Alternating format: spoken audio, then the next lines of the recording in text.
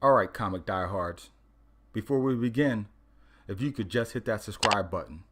It just might mean the difference between the red or the blue pill. With that said, let's begin our conclusion of our giant-sized X-Men #1 story arc.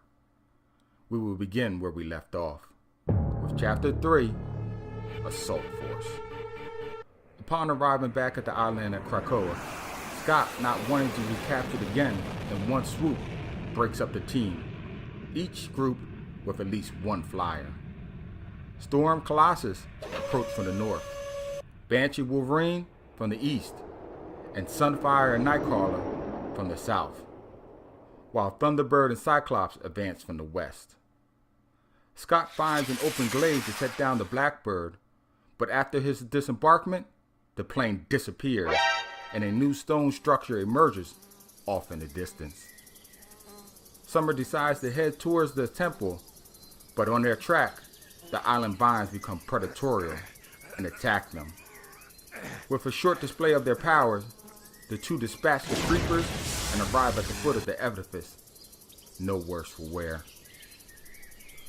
On the north side of the island, Storm and Colossus trek towards the temple as well, but as they enter a narrow defile, an avalanche starts upon their heads.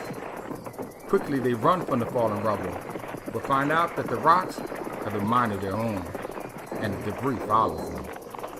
Colossus hefts a fallen tree to bat the stones away, as Storm diverts the rest away with a powerful gale to be deposited to the sea.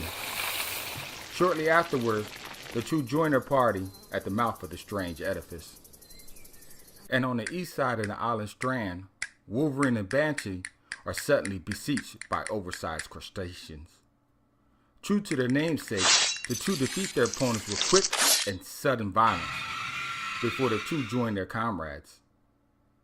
Lastly, the south side of the island, Yoshido extinguishes hawks, falcons, and condors into balls of flame as Kurt teleports away from deadly talons.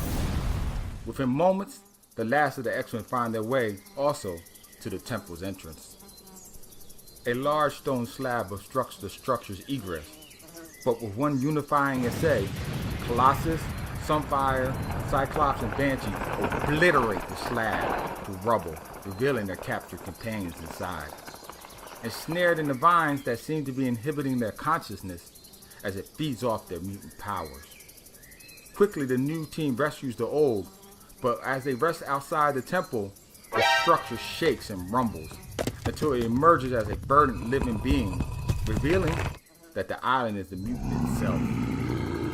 Chapter 4, Krakoa, the island that walks like a man.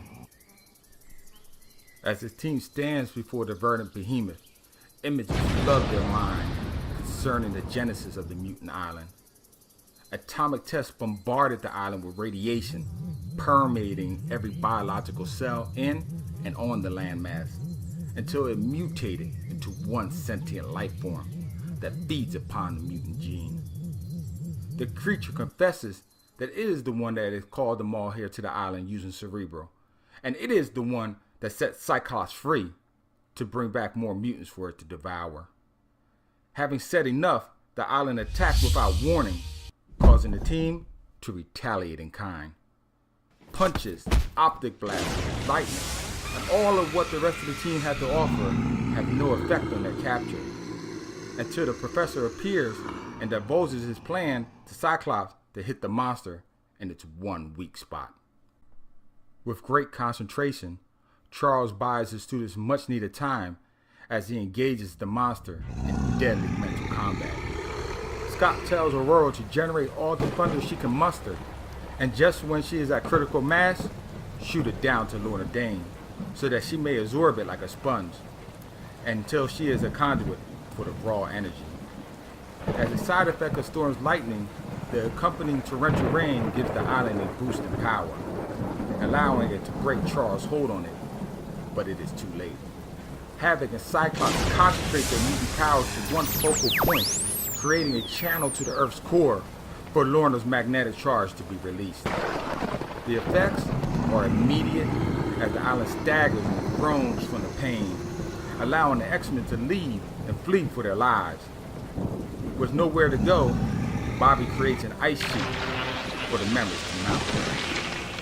Once on board, the brothers propel the platform away from the landmass as it is projected into outer space, creating a vacuum in the body of the sea that it once occupied. While swirling in the great vortex, Iceman creates another ice sheet, temporarily encapsulating the team from drowning. When the water calms, the ice capsule bobs to the sea's surface, and with one optic blast, the X-Men breathe fresh air again. Not far away, another buoyant structure breaks the water's surface, and the X-Men are off back home with all its members in this party. Wow, what a stellar revamp of the series. Please pick up this issue as you can, because due to time constraints, I could not show every panel, therefore the story in its entirety.